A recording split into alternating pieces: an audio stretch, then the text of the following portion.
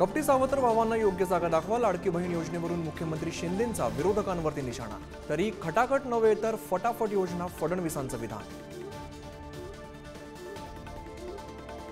योजना 5 वर्ष सुरू ठेवायच्या असल्यास पुन्हा महायुतीचं सरकार आलं पाहिजे, उपमुख्यमंत्री अजितदादांचं लाडक्या बहिणींना आवाहन।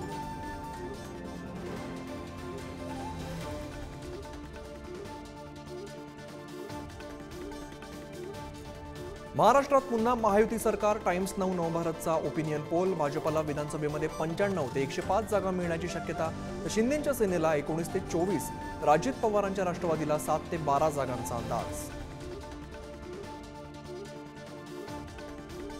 पराभवाच्या भीतीने महाशक्तीने निवडणुका लांबणीवर टाकल्या, मविया नेत्यांची टीका, तर वन नेशन वन इलेक्शनच्या धोरणात तफावत, पवारांचा मोदींवरती निशाणा।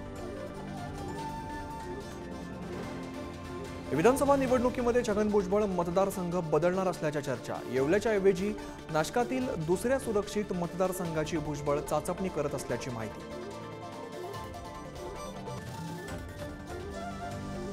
मी महिन्याला लाखो रुपये मिळवते, अंजली दमानी यांनी दिले पुरावे। तुमच्या कमाईचे स्रोत काय सांगा, दमानी यांचा अजित पवारांना सवाल, तर प्रवक्ते सूरज चव्हाणांवर सुद्धा निशाणा।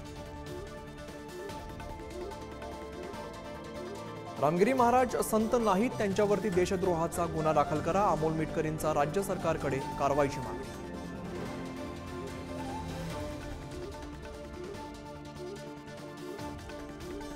पुढारी न्यूजच्या बातमीचा दणका, वंदना पगार यांना दिव्यांग प्रमाणपत्र मिळण्याचा मार्ग मोकळा। मागील 2 वर्षांपासून दिव्यांग प्रमाणपत्र देण्यास सुरू होती टाळाटाळ।